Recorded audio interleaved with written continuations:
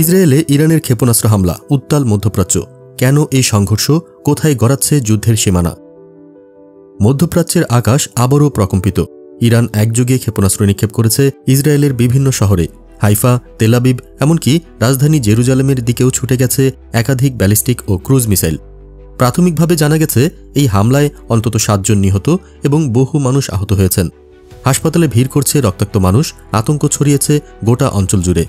কিন্তু প্রশ্ন উঠছে, ইরানের এই হামলা হঠাৎ করে ঘটল না। এর পেছনে রয়েছে ইসরায়েলের আগ্রাসন। মাত্র একদিন আগেই ইসরায়েল তাদের যুদ্ধবিমান দিয়ে তেহরানের বেসামরিক অবকাঠামো ও জ্বালানি স্থাপনাগুলোতে হামলা চালায়। রাজধানীর শাহরান তেল স্থাপনায় দাউ দাউ করে আগুন ধরে যায়। ইসরায়েলি সেনাবাহিনীর পক্ষ থেকে বলা হয়েছে, তারা নাকি ইরানের পারমাণবিক অস্ত্র প্রকল্পে জড়িত কেন্দ্রগুলোকে লক্ষ্য করেছে।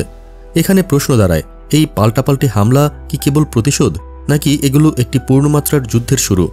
ইরান যদি ইসরায়েলের ভেতরে হামলা চালায় আর ইসরায়েল তার পাল্টা হিসেবে পরমাণু স্থাপনা টার্গেট করে, তাহলে আঞ্চলিক নিরাপত্তার ভবিষ্যৎ কি?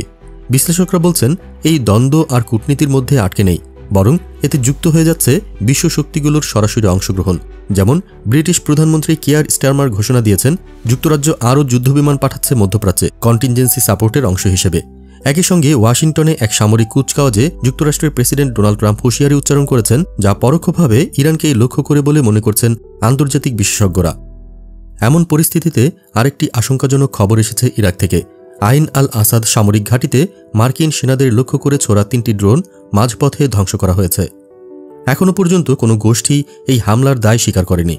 তবে এর পেছনে ইরানপন্থী গোষ্ঠীগুলোর সংশ্লিষ্টতা নিয়ে সন্দেহ তৈরি হয়েছে।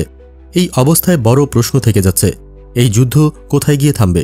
আন্তর্জাতিক কূটনীতি কি এই সংঘর্ষকে থামাতে পারবে, নাকি মধ্যপ্রাচ্য আবার পরিণত হতে যাচ্ছে আরেকটি রক্তক্ষয়ী যুদ্ধক্ষেত্রে? আপনারা দেখছিলেন প্রতিদিন সকাল।